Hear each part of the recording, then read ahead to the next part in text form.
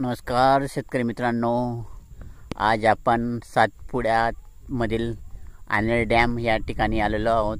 निसर्गरम्य असं हे ठिकाण आहे। हे आनेर अभयारण्य आहे आणि याला पर्यायी नाव आनेर डॅम असेही म्हणतात खानदेशमध्ये। आपण पाहू शकतात कशा प्रकारे निसर्गरम्य असं वातावरण आहे। पाहू शकतो आपण, खूप छान, खूप मस्त असं निसर्गरम्य वातावरण आहे। इथे पाहू शकता तुम्ही पाणी वगैरे।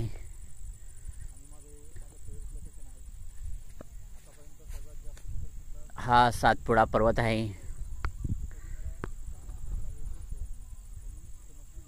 बाजूला आणि त्याच्याच काळी हे आनेर डॅम आहे।